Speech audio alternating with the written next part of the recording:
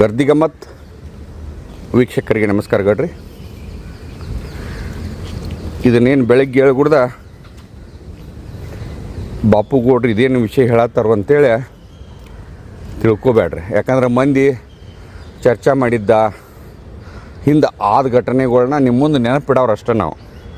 ಯಾಕಂದ್ರೆ ಗಣಪತಿ ಮದುವೆ ಎಂದಂದ್ರೆ ನಾಳೆ ಅಂತೀರ, ಮತ್ತು ಮಂತ್ರಿಮಂಡಲ ಸೋಮವಾರಕ್ಕೇನೋ ಬಿದ್ದೈತಿ.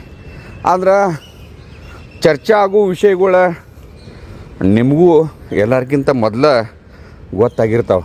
ಯಾಕಂದ್ರೆ ಈ ಒಂದು ಸೋಷಿಯಲ್ ಮೀಡಿಯಾದಾಗ ಹರಿದಾಡುವಂಥ ವಿಷಯಗಳನ್ನ ಜನ ಹೆಂಗೆ ಚರ್ಚೆ ಮಾಡತೈತಿ, ಜಿಲ್ಲಾದಾಗಿನ ಜನ, ರಾಜ್ಯದಾಗಿನ ಜನ ಅನ್ನೋದನ್ನ ನಿಮ್ಮ ಮುಂದಟ ತಿಳಿಸ್ಬೇಕು. ಅದಕ್ಕೆ ಇದೇನ ಗೌಡ್ರ ಕೂಸೊಟ್ಟಕ್ಕಿಂತ ಮೊದಲ ಕುಲಾಯಿ ಹೊಲ್ಯಾತಾರೇನಂತ ಅನ್ನಬೇಡ್ರಿ. ಚರ್ಚೆ ಆದದ್ದು ಇದಕ್ಕೆ ನಿಮಗೆ ಅನಿಸಿದ್ದನ್ನು ಕಮೆಂಟ್ ಮಾಡಿರಿ. ಈಗ 3-4 ದಿವಸದಿಂದ ಮತ್ತಿನ್ನು 2 ಉಪಮುಖ್ಯಮಂತ್ರಿ ಮಾಡೋಕ್ಕೆ ಡಿ ಕೆ ಶಿವಕುಮಾರ್ ಅವರು ಆಸಕ್ತಿ ವಹಿಸಿದಾರು. ಅದ್ರಾಗ ಒಂದು ಪರಿಶಿಷ್ಟ ಪಂಗಡಕ್ಕೆ ಸತೀಶ್ ಜಾರಕಿಹೊಳಿ ಅವರು ಉಪಮುಖ್ಯಮಂತ್ರಿ ಆಗ್ತಾರೋ, ಲಿಂಗಾಯತರ ಕೋಟಾದಾಗ MB ಪಾಟೀಲ್ ಅವ್ರು ಆಗ್ತಾರೋ, ಆಮ್ಯಾಗ ದಲಿತ ಕೋಟಾದಾಗ ಈಗಾಗಲೇ ಪರಮೇಶ್ವರ್ ಆಗಿದ್ದಾರೆ ಉಪಮುಖ್ಯಮಂತ್ರಿ ಅಂಥೇಳಿ ಚರ್ಚಾಗಳು ಚಾಲೂ ಆಗಿದ್ದಾವೆ.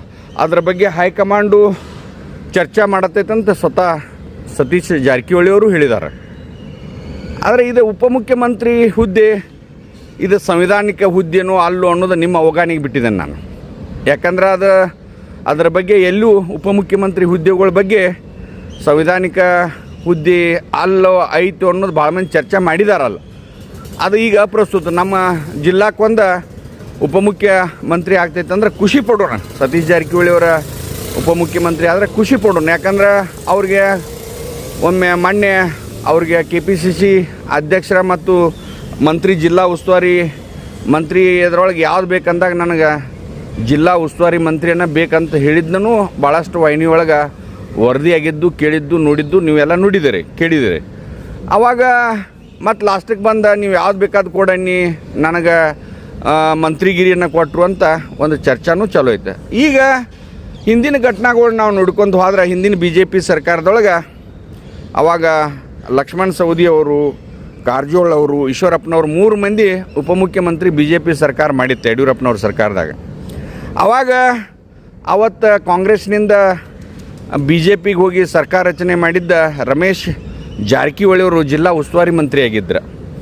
ಆವಾಗ ಲಕ್ಷ್ಮಣ್ ಸವದಿ ಅವರು ಉಪಮುಖ್ಯಮಂತ್ರಿ ಆಗಿದ್ದರೂ ಕೂಡ ಅವಾಗ ಅವ್ರಿಗೆ ಉಸ್ತುವಾರಿ ಮಂತ್ರಿ ಕೊಡೋಕ್ಕಿಲ್ಲ. ಯಾಕಂದರೆ ಜವಾಬ್ದಾರಿ ಭಾಳ ಇರ್ತೈತಿ. ಉಪಮುಖ್ಯಮಂತ್ರಿ ಆದವ್ರು ಒಂದು ಜಿಲ್ಲಾಕ್ಕಲ್ಲ, ಇಡೀ ರಾಜ್ಯದ ಎಲ್ಲ ಜಿಲ್ಲೆಗಳ ಸಂಬಂಧ ಅಂತೇಳಿ ಅವತ್ತು ರಮೇಶ್ ಜಾರಕಿಹೊಳಿ ಅವ್ರನ್ನ ಒಂದು ಉಸ್ತುವಾರಿ ಮಂತ್ರಿ ಮಾಡಿದ್ರು ಜಿಲ್ಲಾದಾಗ.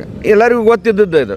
ಈಗ ಅದೇ ರೀತಿ ಸತೀಶ್ ಜಾರಕಿಹೊಳಿ ಅವರ ಉಸ್ತುವಾರಿ ಇದು ಉಪಮುಖ್ಯಮಂತ್ರಿ ಆದ್ರೆ ಬೆಳಗಾವಿ ಜಿಲ್ಲಾಕ್ಕೆ ಉಸ್ತುವಾರಿ ಮಂತ್ರಿ ಈಗ ಚಾಲ್ತಿ ಇರುವಂಥವು. ಯಾಕಂದ್ರೆ ಮಾನ್ಯ ಡಿ ಕೆ ಶಿವಕುಮಾರ್ ಅವರ, ಲಕ್ಷ್ಮೀ ಹೆಬ್ಬಾಳ್ಕರ್ ಅವರ, ಲಕ್ಷ್ಮಣ್ ಸವದಿ ಅವ್ರನ್ನ ಕೂಡಿಸ್ಕೊಂಡು ಮೀಟಿಂಗ್ ಮಾಡಿದ್ದ ಎಲ್ಲ ಕಡೆ ಹರಿದಾಡತ್ತೈತೆ. ಭಾಳಷ್ಟು ಜಿಲ್ಲೆಯನ್ನು ಕಾಂಗ್ರೆಸ್ ಪಕ್ಷ ಮತ್ತು ಅಧಿಕಾರ ತರುವೊಳಗೆ ನೆಟ್ಟಿನೊಳಗೆ ನೀವು ಮಾಡಬೇಕಂತೂ ಚರ್ಚೆ ಮಾಡಿದಾರಂತ ಎಲ್ಲ ಸೋಷಿಯಲ್ ಮೀಡಿಯಾದಾಗ ಹರಿದಾಡತ್ತೈತೆ.